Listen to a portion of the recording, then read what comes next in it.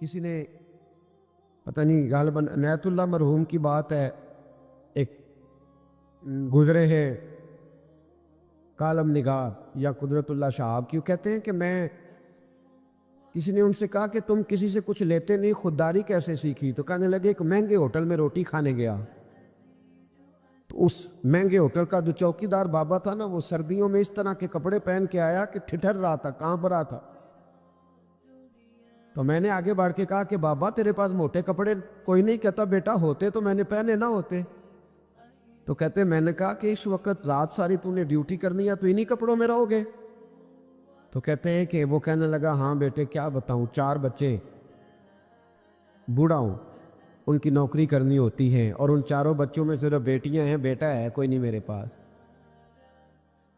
تو میں تو آج چائے پینی تھی تو میری بیوی مجھے کہہ رہی تھی کہ تھوڑی سی پتی اور 1 کپ دودھ گھر میں پڑا ہے، بچے سوتے ہیں تو آپ کو بنا کے دیتی ہوں۔ کہتے میں تو چائے اس طرح پیتا ہوں جس طرح دوائی پی جاتی ہے۔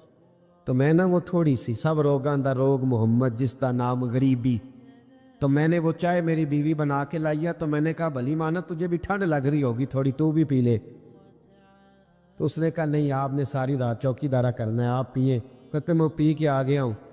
کہتے عین عشاء کا وقت تھا، سردی کا موسم تھا، گھاس تھی باہر، ہوٹل کے بابا کھڑا تھا۔ کہتے میں نے بابے کی بات سنی تو میں نے سمجھا کہ اس وقت کا سب سے بڑا سخی میں ہی ہوں، اور میں لگا ہوں قارون کے خزانے کو جوتا مارنے، لگا ہوں میں بہت بڑی سخاوت کرنے۔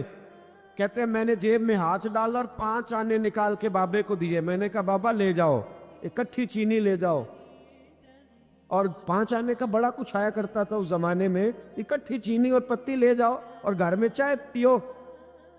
کہتے اتنی دیر ہوئی تو عشاء کی اذان ہو گئی، اور جب مؤذن نے اذان پڑھی اور میں نے 5 آنے بڑھائے تو بابے نے لپیٹ کے مجھے دیے۔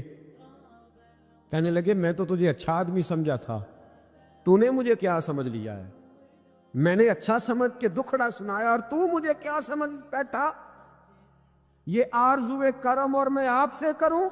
یہ بھیک اس کو دیجئے جس کا خدا نہ ہو، یہ بھیک اس کو دیجئے جس کا خدا نہ ہو۔ کہا جا رکھ اپنے پیسے۔ اور کہتے ہیں پھر میں نے اس بابے کو دیکھا، اس نے جوتے اتارے اور ٹھنڈی گھاس پہ اس نے اللہ اکبر کہہ کے نماز کی نیت باندھی۔ اور کہتے ہیں جب وہ سجدے میں گیا تو میں محو حیرت تھا، اور جب بابا اتحیات پہ بیٹھا تو میں رو رہا تھا۔ میرا دوست کہنے لگا کیا ہوا؟ میں نے کہا آج مجھے سمجھ میں آیا ہے، ایاک نعبد و ایاک نستعین۔ آج بات سمجھ میں آئی ہے، آج سمجھ میں ایاک نعبد و ایاک، یہ آج مسئلہ سمجھ میں آیا ہے۔ کہتے ہیں اس بزرگ نے سلام پھیرا اور کہنے لگا تو ابھی گیا نہیں؟ میں نے کہا بابا میں تیرے جلوے دیکھ رہا ہوں، میرا تحفہ قبول کیوں نہیں کیا؟ تو کہتے ہیں بابا رو پڑا۔ کہنے لگا بیٹا اگر 5 آنے مانگ کے کھانے ہوتے تو میں رات کو سردیوں میں مزدوریاں نہ کرتا، اپنے پیسے گھر لے جا۔ میرا رب مجھے محنت کے ساتھ اتنا دیتا ہے کہ میں بیٹیاں بھی پال لیتا ہوں اور روٹی کھا کے سوتا ہوں، تو جب مجھے اللہ نے محتاج نہیں کیا تو میں محتاجی کیوں دکھاتا پھروں؟ کہتے ہیں میں ساری زندگی اس کو دعائیں دیتا رہا، خدارا خوددار بنو، خوددار بنو، خوددار بنو۔ حدیث پاک سنی حضرت ابو امامہ بن سہل بن حنیف رضی اللہ تعالیٰ عنہ حدیث کے راوی ہیں۔ اس حدیث کو امام نسائی رحمۃ اللہ تعالیٰ علیہ نے نقل کیا ہے۔ ارشاد فرماتے ہیں کہ اطراف مدینہ کے گاؤں میں سے ایک عورت بیمار ہو گئی۔ مدینہ کے ارد گرد گاؤں تھے، ان میں سے ایک عورت بیمار ہو گئی، بڑی مفلس تھی، غریب عورت تھی۔ نبی پاک صلی اللہ علیہ وسلم نے اکثر اس کے بارے میں دریافت کرتے کہ بتاؤ اس بوڑھی اماں کا کیا حال ہے۔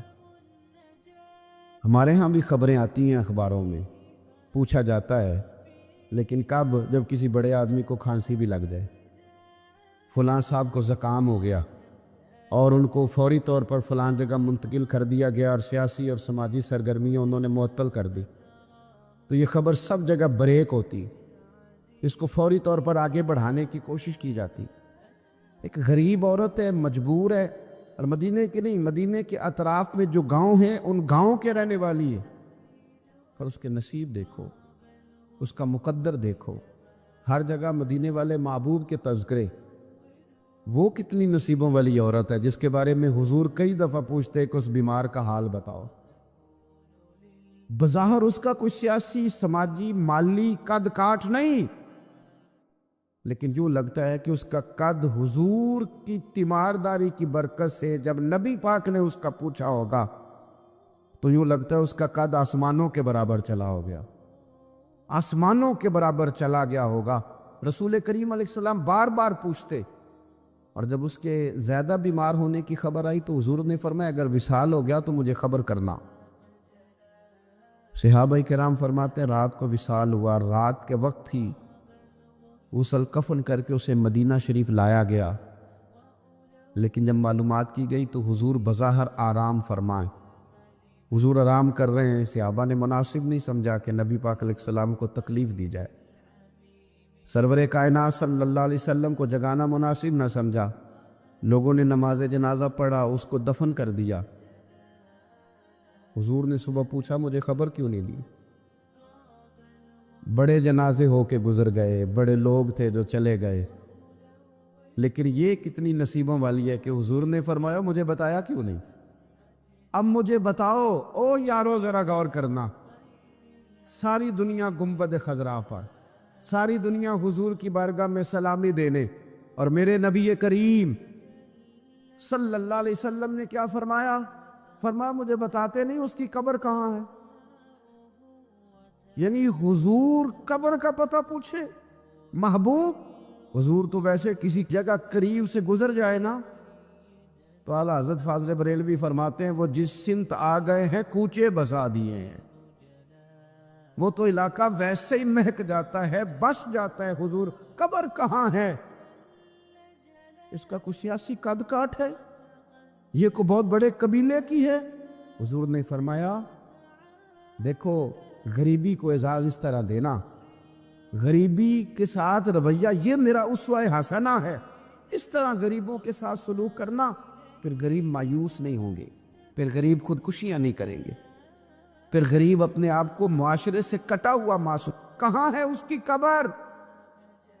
یا رسول اللہ اس قبرستان میں یہ قبر ہے۔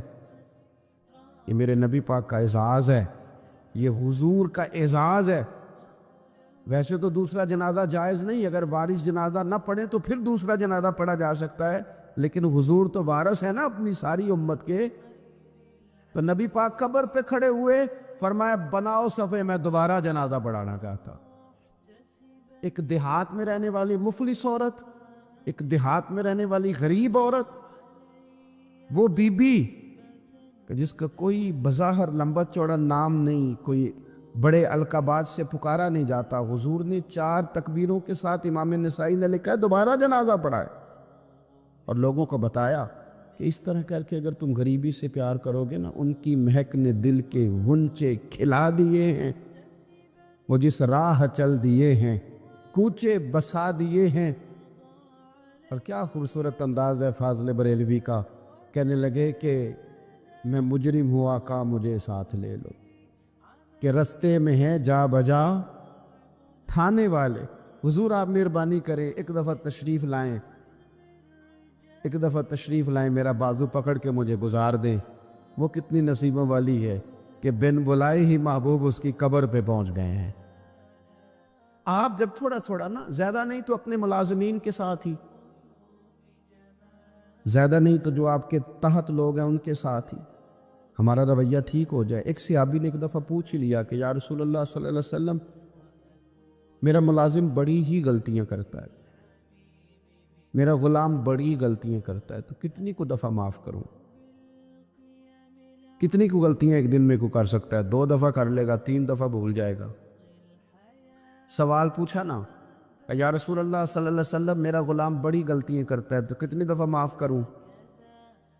نبی پاک علیہ السلام نے فرمایا اگر تو نے گنتی کر کے گویا پوچھا ہے تو چلو تجھے اسی طرح ہی بتا دیتے ہیں۔ حضور کتنی دفعہ معاف کروں؟ فرمایا چل ایک دن میں 70 بار تو معاف کیا ہی کر میں۔ حالانکہ 70 غلطیوں کو دن میں نہیں کر سکتا، کر نہیں سکتا، اس نے شمار کر آخر کتنی کو دفعہ معاف کروں؟ نبی پاک صلی اللہ علیہ وسلم یہ فرمایا 70 دفعہ تو معاف کر ہی دیا کر، 70۔ حضرت ابو مسعود رضی اللہ تعالیٰ عنہ فرماتے مجھے کسی بات پہ غصہ تھا اور میں اپنے غلام کو مار رہا تھا، پیٹ رہا تھا، اور بار بار میں اس پر سختی کر رہا تھا۔ دور سے حضور نے دیکھا اور آوازیں دی۔ قریب جب حضور پہنچ گئے تو نبی پاک علیہ الصلوۃ والسلام نے ایک جملہ کہا، فرماتے ہیں پھر دوبارہ میں نے کبھی اپنی غلام پہ ہاتھ نہیں اٹھایا۔ اللہ کے رسول فرمانے لگے جتنا تجھے اس پر اختیار ہے نا، میرے رب کو اس سے کئی گنا بڑھ کے تیرے اوپر اختیار ہے۔ اگر آج اللہ تعالیٰ نے یہ تقسیم کر دی ہے کہ کسی کو تمہارا ملازم بنا دیا ہے، کسی کو تمہارے ماتحت کر دیا ہے، تو اس کا معنی یہ تو نہیں کہ تم اب اس سے پیار کرنا چھوڑ دو، اس پر شفقت کرنا چھوڑ دو۔ رسول کریم صلی اللہ تعالیٰ علیہ وآلہ وسلم نے ارشاد فرمایا کہ جتنا اختیار تمہیں اس پر ہے نا، اس سے کہیں بڑھ کر، اس سے کہیں بڑھ کر اللہ تعالیٰ کو تم پر اختیار ہے۔ مالدار لوگ توجہ کریں میری بات پر، غور کریں۔ اللہ نے مالداروں کو جو دیا ہے تو ان کی محنت کی وجہ سے نہیں دیا۔ محنت مزدور تم سے بڑھ کے کرتا ہے، اوور ٹائم لگاتا ہے۔ خدا نے نا اپنے فضل سے دیا ہے۔ میرے ایک بزرگ دوست ہیں، سادے آدمی ہیں، ان کی ایک بات میرے نا دل میں بیٹھ گئی۔ سادے لوگوں کی بات ہے، سادی سی، میں کوئی یہ نہیں آپ کو کہہ رہا کہ یہ کوئی قرآن و سنت کا معاملہ ہے، لیکن ہمارے جو سادے لوگ ہوتے ہیں نا دیہات کے، کئی دفعہ وہ سبق بڑا عمدہ پڑھاتے ہیں، تو کسی شخص کے ساتھ ان کا کوئی تھوڑا بہت اس کے ساتھ مدد کا رشتہ تھا، اس سے کچھ پیار کرتے تھے، تو کسی وجہ سے ناراضگی ہو گئی تو کسی نے ان سے کہا کہ اب چھوڑ دیں، آپ کا اس نے اتنا دل دکھایا، تو کہنے لگے نہیں میں چھوڑوں گا نہیں، میں دیتا رہوں گا۔ کیوں؟ کہنے لگے اس لیے کہ میرے دل میں بات بیٹھ گئی ہے کہ پتہ نہیں اللہ کدے نصیبہ نہ دیندا ہے، تو یہاں سے کوئی کھا جائے، کسی کی مدد ہو جائے۔ آپ کے ہاں اگر ماتحت کچھ لوگ ہیں، آپ کو کسی کی مدد کرنی پڑتی، تو اگر آپ کا یہ ذہن بن گیا نا کہ میں صاحب ہوں اور میں انہیں دیتا ہوں اور میری وجہ سے کام چلتا ہے اور میری تنخواہ سے چولہا جلتا ہے، تو آپ نے بڑی چھوٹی سوچ پیدا کر لی ہے، اب کمزور ہو گئے۔ اگر آپ نے یہ سوچ لیا نا کہ میں کسی کو اپنے آفس سے، اپنی مل سے نکال دوں گا تو شاید اسے کہیں اور نوکری نہیں ملے گی، تو آپ چھوٹے آدمی، آپ نے کمزور سوچ رکھی۔ حدیث پاک سنیں گے تو دل ٹھنڈا ہوگا۔ اسے بھی امام بخاری نے لکھا ہے، حضرت مصعب بن سعد رضی اللہ تعالیٰ عنہ روایت کرتے ہیں کہ ایک مرتبہ نا حضرت سعد بن ابی وقاص رضی اللہ تعالیٰ عنہ کے دل میں خیال آیا۔ مالدار آدمی تھے نا حضرت سعد بن ابی وقاص، اور بڑے جرنیل تھے، تو دل میں خیال آیا کہ دیکھو نا اللہ تعالیٰ نے ہمیں غریبوں پر فضیلت دے دی ہے مال و دولت کی وجہ سے۔ خیال آنا ہوتا ہے نا، تو دیکھو جی مطلب میرے پاس پیسے ہیں، مجھے اللہ نے دیا ہوا ہے، خیال آ گیا۔ حضرت مصعب بن سعد رضی اللہ تعالیٰ عنہ فرماتے ہیں ان کے دل میں خیال آیا، دل میں خیال آیا کہ دیکھو اللہ نے پھر ہمیں فضیلت والا بنایا، تو اسی لیے اللہ نے ہمیں پیسے دیے نا، اللہ نے ہمیں کچھ بنایا ہے تو پھر ہی اللہ نے دولت زیادہ دی ہے نا۔ تو فرماتے ہیں نبی کریم صلی اللہ تعالیٰ علیہ وسلم نے ان سے فرمایا یاد رکھو تمہیں نا تمہارے کمزور اور غریب لوگوں کے وسیلے کی وجہ سے روزی دی جاتی ہے۔ تمہیں امیروں، تمہیں جو نوازا جاتا ہے نا، تو یہ غریبوں کے صدقے، ضعیفوں کے صدقے، کمزوروں کے صدقے، یہ ان غریبوں کے صدقے تمہیں نوازا جاتا ہے، اور پھر تمہارے ذمے لگایا جاتا ہے کہ تم نے زکوٰۃ دینی ہے، تم نے صدقات دینے ہیں، تم نے ان پر خرچ کرنا ہے، تمہیں ان کے صدقے مل رہا ہے، ان کے صدقے۔ ایک سوچ یہ ہے کہ اللہ نے مجھے مال دیا تو کسی وجہ سے دیا ہے، اور ایک سوچ یہ ہے کہ میری فیکٹری میں پتہ نہیں کون سا غریب لوگ ہے جس کی وجہ سے فیکٹری چل رہی ہے، ایک سوچ یہ ہے کہ پتہ نہیں میرے آفس میں کون سا ایسا شخص ہے جس کی وجہ سے نظام چل رہا ہے، اور ایک سوچ یہ ہے کہ میں جاگیردار ہوں تو پتہ نہیں کون سا کسان ہے جو میرے پاس کام کرتا ہے تو اس کی وجہ سے اللہ مجھے بھی روزی دیتا ہے۔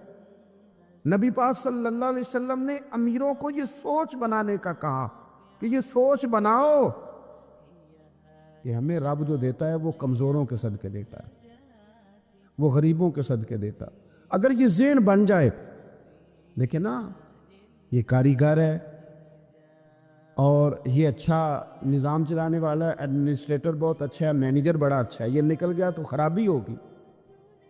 ایک ذہن یہ ہے، اور اگر ذہن یہ بن جائے کہ یہ بندہ غریب ہے، یہ مجبور ہے، یہ تنگ دست ہے، اس کے چھوٹے چھوٹے بچے ہیں اور مجھ سے تنخواہ لے کے جاتا ہے تو اس کا کام چلتا ہے، اگر یہ چھوڑ کے چلا گیا نا تو ہو سکتا ہے جو اس کے ذریعے رزق آتا ہے وہ نہ آئے۔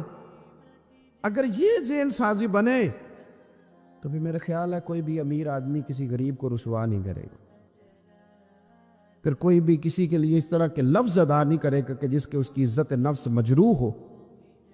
ہم اگر یہ تھوڑا تھوڑا کر کے رویہ اپنے دلوں کے اندر پیدا کرنا شروع کر دیں اور تھوڑی تھوڑی محبت کو بڑھانے لگے تو آہستہ آہستہ ہمیں محسوس ہوگا کہ ہم کوئی ظرف کو اونچا لے گئے ہیں، ہمارے دلوں کو اللہ نے نرم کر دیا ہے۔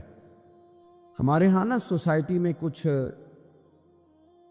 سیاسی سماجی لوگ ہیں جن کی سفارش چلتی ہے، جو نامی گرامی ہوتے ہیں، جو علاقے کے معروف لوگ ہوتے ہیں، جو اشراف اپنے آپ کو سمجھتے، قبیلوں کا بڑا جانتے۔ وہ یاد رکھیں کہ اگر تو وہ قبیلے کے بڑے اس طرح بنے ہوئے ہیں کہ وہ لوگوں کے ساتھ پیار کرتے ہیں تو پھر تو ان کا اجر زیادہ ہے، لیکن اگر وہ بڑے بنے ہیں اور اس رنگ میں بڑے بنے ہیں کہ وہ تکبر میں آ گئے ہیں، اس رنگ میں بڑے بنے ہیں کہ انہوں نے غلط سیاستیں کی ہیں، انہوں نے قوم کا مال کھایا ہے، وہ اس طرح سے اقتدار کے ایوانوں تک پہنچے ہیں کہ انہوں نے پھر کچھ نہیں دیکھا کہ مجھے کچھ خریدنا پڑ رہا ہے کہ کچھ بیچنا پڑ رہا ہے۔ غلط طریقے سے وہ لوگ آگے آگے سیاسی بن گئے، سماجی بن گئے، لوگ سلوٹ کرنے لگ گئے۔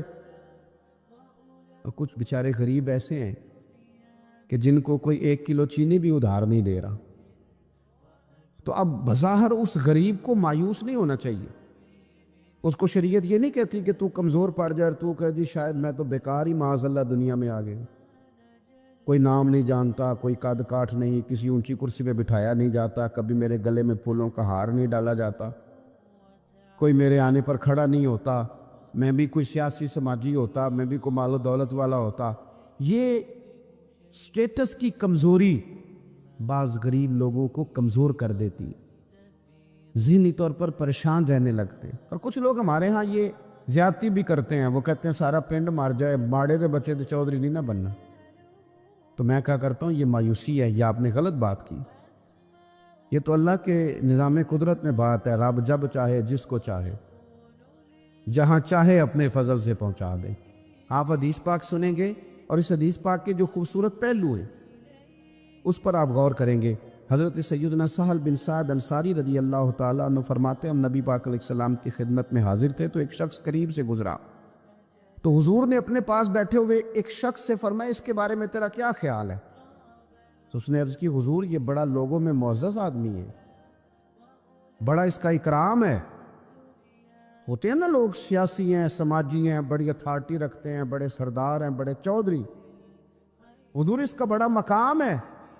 اس نے دلیل دی کہ یا رسول اللہ اگر یہ کسی جگہ پیغام نکاح بھیجے گا تو اس کو رشتہ دے دیا جائے گا، لوگ پسند کریں گے اس کے ساتھ رشتہ داری کرنا، اور اگر یہ کسی کی سفارش کرے گا تو اس کی سفارش قبول کی جائے گی۔ تھوڑی دیر گزری تو رسول کریم صلی اللہ تعالیٰ علیہ وآلہ وسلم کے قریب سے ایک دوسرا آدمی گزرا، تو حضرت سہل بن سعد رضی اللہ تعالیٰ عنہ فرماتے ہیں کہ نبی پاک علیہ السلام نے اسی پاس بیٹھے ہوئے شخص سے فرمایا کہ اس شخص کے بارے میں تیرا کیا خیال ہے؟ ایک تو وہ تھا نا جس کو تو نے چودھری سمجھا، چیئرمین سمجھا، بڑا مالدار سمجھا، اور تو نے کہا کہ کیا بات، پیغام نکاح دے تو اسے رشتہ فوراً ملے گا، اور اگر یہ سفارش کرے تو قبول کی جائے گی۔ تو یہ جو غریب آدمی گزرا اس کے بارے میں اس نے کہا حضور یہ غریب آدمی ہے، کہیں پیغام نکاح دے گا تو رشتہ نہیں ملے گا، اور اگر کسی کی سفارش کرے گا تو قبول نہیں کی جائے گی۔ یہ ایک سیاسی سماجی ہے، قد کاٹ والا ہے، برادری قبیلے میں نام رکھتا ہے، اس کی سفارش بھی سنی جائے گی، رشتہ بھی ملے گا، لوگ اس کی بات بھی سنیں۔ اور یہ جو دوسرا گزرا یہ غریب ہے، اس کو تو کوئی رشتہ دینے کو تیار نہیں، سفارش سننے کو تیار۔ دونوں کے تذکرے ہو گئے، رزلٹ میرے نبی پاک نے سنانا تھا۔ حضور فرمانے لگے سن پھر سہل، اور سن تبصرہ کرنے والے تو بھی، یہ جو تو نے کہا نا کہ سیاسی ہے سماجی ہے، فرمائے ان لوگوں سے اگر ساری دنیا بھر بھی جائے تو پھر بھی یہ غریب آدمی سارے لوگوں سے زیادہ بہتر ہے۔ جن کو تم سیاسی سماجی چودھری بڑے جانتے ہو نا، یہ ایک غریب ہے، تنگ دست ہے، بظاہر تم اس کو منہ نہیں لگاتے، لیکن اگر ساری دنیا ان لوگوں سے بھر جائے تو یہ جو غریب آدمی ہے یہ پھر بھی ان سے زیادہ فضیلت والا ہے۔ میرا خیال ہے جب حضور غریبی کی اتنی فضیلتیں بیان کرے تو پھر غریبوں کو پریشان تو نہیں نہ ہونا چاہیے، پھر تو اپنی فقیری کو اپنے سینے سے لگا کے فخر کرنا چاہیے، پھر تو ناز کرنا چاہیے، پھر تو غور کرنا چاہیے کہ اللہ تبارک و تعالیٰ نے ہمیں کتنی عظمتوں سے نوازا ہے، کتنی فضیلتیں عطا فرمائے۔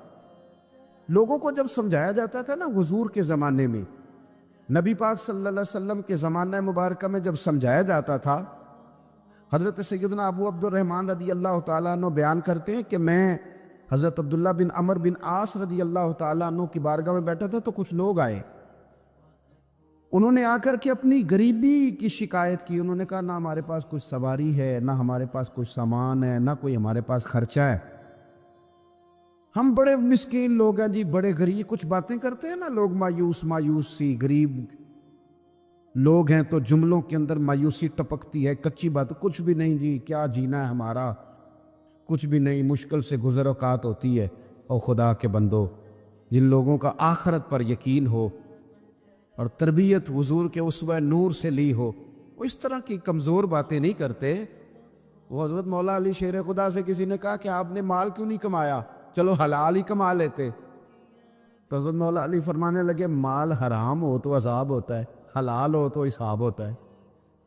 حرام ہو تو عذاب ہے، حلال ہو تو حساب ہے۔ ہم دونوں کام ہی نہیں کرتے، ہم حلال بھی اکٹھا نہیں کرتے، وہ عذاب نہ ہو تو حساب تو اس کا بھی دینا ہی پڑے گا نا، ہم یہ کام ہی نہیں کرتے۔ تو کچھ لوگ حاضر ہوئے حضرت عبداللہ بن عمر بن عاص کی بارگاہ میں، اور انہوں نے آ کر کے عرض کی حضور نہ سواری کوئی، نہ کوئی خرچہ، نہ کوئی رہنے کو جگہ، نہ ہمارے پاس کوئی اور سہولیات۔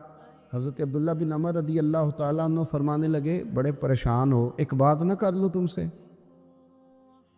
وہ غریب کہنے لگے حضور کر لیں۔ فرمایا اگر تم چاہو تو میرے پاس آ کے رہ جاؤ، جتنی چیزیں تم نے کہی ہیں نا اللہ میسر کرے گا، تمہیں دیں گے۔ اور فرمانے لگے اگر تم کرو نا صبر، اگر تم کرو صبر اور اپنی اس غریبی پہ راضی ہو جاؤ، اپنی اس فقر پر تم اگر راضی ہو جاؤ، صبر تمہیں آ جائے، تو پھر سنو میں نے نبی پاک صلی اللہ تعالیٰ علیہ وسلم کو فرماتے سنا ہے کہ فقیر لوگ امیروں سے 40 سال پہلے جنت میں چلے جائیں گے۔ اگر تو تم جو مایوسی بتا رہے ہو وہ تم سے صبر نہیں تمہیں ہونے دیتی تو آ جاؤ، تمہیں مال دیتے ہیں۔ اور اگر تمہیں صبر آ جائے اور تم فقیری میں جینا سیکھ جاؤ، اس غریبی اور سادگی کو تم سینے سے لگاؤ اور مایوسی چھوڑ دو، تو پھر نا میں نے حضور سے خود سنا ہے کہ غریب لوگ امیروں سے 40 سال پہلے جنت میں جائیں گے۔ اب تم بتاؤ کیا کرنا ہے؟ زمانہ تھا نا رسول پاک کا، اور لوگ وہ تھے نا جنہوں نے تازہ تازہ حضور کا دور دیکھا تھا، تو بے صبرے نہیں تھے، اور روتے نہیں تھے کہ پیسے نہیں ہیں تو پتہ نہیں کیا بنے گا۔ انہوں نے یہ نہیں کہا کہ ہم آپ کے پاس آ جاتے ہیں، آپ ہماری ضروریات کا خیال کر دیں۔ حدیث سنی نا جب حضور کی، غریبوں غور کرنا، جب انہوں نے حضور کی یہ حدیث سنی نا کہ غریب امیروں سے 40 سال پہلے جنت میں جائیں گے، تو وہ غریب لوگ حضرت عبداللہ بن عمر سے کہنے لگے حضور ہمیں نہیں پیسے چاہیے، ہم انشاءاللہ صبر کریں گے اور جنت میں امیروں سے پہلے داخل کر دیے جائیں۔ ہم اس غریبی کے ساتھ وقت گزاریں تو بہت زیادہ مایوسیوں سے باہر آئیں، بہت زیادہ پریشانیوں سے باہر آئیں۔ ہر وقت رونا اور ہر وقت یہ سال، زندگی ہے کتنی کو، کتنے کو سال ہے، تھوڑا سا وقت ہے۔ اللہ جس حال میں رکھے اس حال میں راضی رہ کے مزے کے ساتھ جی کے اپنا رخت سفر باندھنا چاہیے۔ ہم اتنی مایوسیوں میں گھر گئے ہیں، اتنی مایوسیوں میں۔ دنیا کا سب سے بڑا انعام دولت نہیں، دنیا کا سب سے بڑا انعام ایمان ہے، رسول پاک کی غلامی ہے۔ تو جسے یہ شان ملی ہوئی ہے اسے پھر ناز سے جینا چاہیے۔ تو عزیز دوستو، ایک تو یہ کہ غریب لوگ احساس پیدا کریں کہ ہم نے غریب ضرور رہنا ہے پر مایوس نہیں رہنا۔ ہم نے احساس ضرور کرنا ہے لیکن ہم نے احساس سے کمتری کا شکار نہیں ہونا۔ اور امیر بھی غور کریں، اگر وہ تھوڑا سا غریبوں کی طرف ہاتھ بڑھائیں گے تو ان کے رزق میں برکت ہی ہوگی، ان کے ذریعے سے انہیں زیادہ ہی نوازا جائے گا۔ حضور علیہ السلام بالکل اچانک سامنے آئے تو ایک صحابی نے سلام لے کے چہرہ نور دیکھا۔ یا رسول اللہ، میں قربان جاؤں، طبیعت مبارک ٹھیک ہے؟ حضور تھوڑی دیر خاموش رہنے کے بعد کہنے لگے، کئی دنوں سے میں نے کھایا کچھ نہیں۔ یہ دو جہاں کے شاہ ہیں، پاس کچھ رکھتے نہیں، اور دو جہاں کی نعمتیں ہیں ان کے خالی ہاتھ میں۔ حضور نے فرمایا، کئی دنوں سے کھایا کچھ نہیں۔ صحابی دوڑے گئے، اپنے گھر جا کے پوچھا کچھ چیز ہے؟ گھر والوں نے کہا کوئی نہیں، ادھر ٹٹولا ادھر ٹٹولا، کچھ نہ ملا۔ بنو قریظہ یہودیوں کا محلہ تھا، ان کے باغات تھے، دوڑے دوڑے وہاں پہنچ گئے، جا کے کہنے لگے مزدوری کوئی ہے کرنے والی؟ ایک شخص نے کہا درختوں کو پانی دینا ہے، پر ایک ڈول پانی کا نکالو گے نا، پانی بھی ذرا گہرا ہے کنویں میں، ایک ڈول نکالو گے تو ایک کھجور ملے گی۔ کپڑا بچھا لیا، ایک طرف جھولی بچھا لی اور پانی کے ڈول نکالنے لگے، ایک نکالتے تو ایک کھجور ملتی، کھجور رکھ لیتے، ایک ڈول نکالتے تو ایک کھجور ملتی، رکھ لیتے۔ تینوں لب دیانا سی آپ گواچے۔ وہ نا کھجور ایک ایک سمیٹ کے وہ جب جھولی بھر گئی تو اٹھا کے لائے، حضور بیٹھے تھے تو لا کے پیش کر دی۔ نبی کریم کی بات، کسے دسر دستار امامت، اس علم پڑھامن سکھے ہے، کسی نے پہنے فقر دا چوغا، انہیں زہد کماون سکھے ہے۔ آزم ویخ مقدر ساڈا، اساں یار مناون سکھے ہے۔ رکھا جا کے وہاں رکھا، وہ ایک شاعر نے نا، اپنے رنگ میں لوگ بات کرتے ہیں نا، تو اس نے اپنے رنگ میں کہا کہ تو ویخ نا مقدر ساڈا، اساں یار مناون سکھے ہے۔ تو لا کے نا وہ حضور کی بارگاہ میں رکھا تو محبوب نے کھجور اٹھا کے منہ میں رکھی۔ سارا کچھ جانتے ہیں نا حضور کہاں سے ہو کے آیا ہے، تحفے کی قیمت نہیں ہوتی، تحفے میں تو خلوص ہوتا ہے۔ سارا کچھ جانتے ہیں نا حضور، تو میرے کریم محبوب علیہ السلام نے کھجور منہ میں رکھی اور پوچھا کہ کس چیز نے تجھے مجبور کیا یہ کام کرنے پر؟ کس نے مجبور کیا بتانا، کس شے نے مجبور کیا؟ حضور نے تو حکم نہیں دیا تھا، پوچھا کس چیز نے مجبور کیا؟ وہ زیادہ جملے نہیں، سادے آدمی تھے، فوراً عرض کرنے لگے حضور ہمیں کون مجبور کر سکتا ہے، مجھے تو آپ کی محبت نے مجبور کیا۔ اس وظیفے کو نہیں چھوڑے۔ سخت مشکل جب آتی تھی نا تو صحابہ پڑھا کرتے تھے حسبنا اللہ و نعم الوکیل، نعم المولا، پڑھیے گا حسبنا اللہ و نعم المولا و نعم النصیر۔ اس کا معنی بڑا خوبصورت ہے، بالکل سادہ سا مختصر سا معنی کرے نا تو اس کا معنی یہ ہے میرے لیے اللہ ہی کافی ہے، اللہ میرا مددگار ہے، اللہ بہترین مددگار ہے، اللہ بہترین کفایت کرنے والا ہے۔ اس وظیفے کو نہیں چھوڑے اور اس کے معنی سمیت اس کو یاد رکھیں، آپ محسوس کریں گے طبیعت طاقتور ہو گئی ہے، روح طاقتور ہوگی، اس کو بھولنا نہیں۔ اور دوسرا آپ سے عرض کرنا ہے کہ اعلیٰ حضرت، چونکہ ہم سلسلہ طریقت میں فاضل بریلوی سے وابستہ ہیں اور باقی جتنے بھی لوگ ہیں سارے ماشاءاللہ انہی سے وابستہ ہیں، اعلیٰ حضرت نا لا حول ولا قوت الا باللہ العلی العظیم پڑھنے کی بڑی فضیلت بیان کرتے۔ یہ ایسا وظیفہ ہے جو سب کو آتا ہے نا ماشاءاللہ۔ نبی پاک علیہ السلام نے فرمایا یہ اللہ کے عرش کے خزانوں میں سے خزانہ ہے۔ اعلیٰ حضرت فرماتے ہیں 99 دفعہ پڑھو لا حول ولا قوت الا باللہ العلی العظیم، فرمایا اللہ تعالیٰ تمہیں 99 بیماریوں سے شفا دے گا، اور اس میں سب سے چھوٹی بیماری ٹینشن کی بیماری ہے، سب سے چھوٹی بیماری غم کی بیماری ہے، چھوٹی، باقی بڑی بڑی ہوں گی۔ اس وظیفے کو نہیں آپ نے چھوڑنا، اور یہ پابندی کرنی ہے، کریں گے انشاءاللہ تعالی۔ اور تیسرا وظیفہ ہے درود پاک۔ یہ بندہ درود پاک پڑھتا ہے تو پتہ ہوتا کیا ہے، ایک بار پڑھو تو 10 رحمتیں، 2 بار پڑھو تو 3 بار پڑھو تو 4 دفعہ پڑھو تو پھر تو چاروں جانب رحمت ہی رحمت ہو جاتی ہے۔ درود پاک کو کبھی نہ چھوڑو اپنی زندگی میں۔ آج آپ اپنے آپ سے عہد کریں، کوئی رات ایسی نہ گزرے کہ درود پاک پڑھے بغیر ہمیں نیند آ جائے۔ اللہ کے حضور دعا ہے مالک کریم ہمیں سمجھنے کی توفیق عطا فرمائے۔